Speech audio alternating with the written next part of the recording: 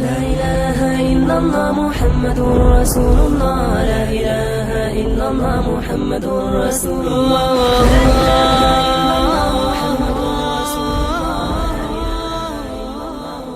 40 hadis. Jana'anın düşündürmesi. 32 hadis. Sa'd ibn Sinan al-Khudri radiyallahu anhu rivayet kılgan hadiste Allah'tan elçisi sallallahu aleyhi ve sellem aytdı. Özüňe de, özgülörge de ziyan bergenge bolboyt. Hadiske düşündürme. Musulman adamga ziyan berүү şariatda katуу tıyılgan işlerden. Musulman adam başka musulmanga tili, kolu jana başka nerseleri menen ziyan berүүsü aram. Egerde biröөгө жетүүчү ziyan özüňe paydalуу iş bolsa da bul işti таштоо керек. Misалы, bir adam bagын сугарса, andan чыккан суусу кошунасынын үйүнө кирип, кошунасы зыян тарта турган болсо, анда ал адам зыян бербөө үчүн багын сугарууну токтотуусу зарыл. Же болбосо зыян бербей турган жол менен сугарсын. Бардык иштин аргасын тапса болот.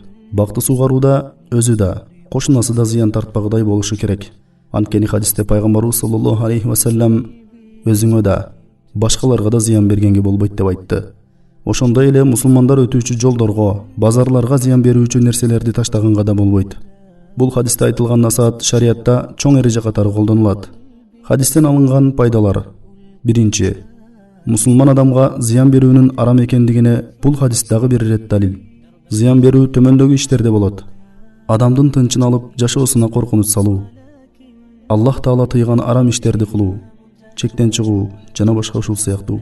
Экинчи, башкаларга зыян берүүчү иштерди кылбоо үчүн зыян берүүчү иштердин алдын алуу.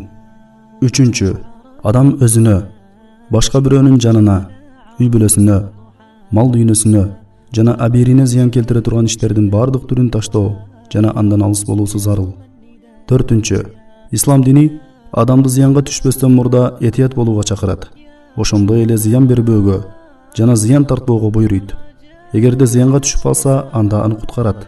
Бешинчи, бул хадис өкүм алганга жарактуу болгондуктан, хадистен ар бир зыян иш аракетти кылуу арам деген чоң эреже чыгат.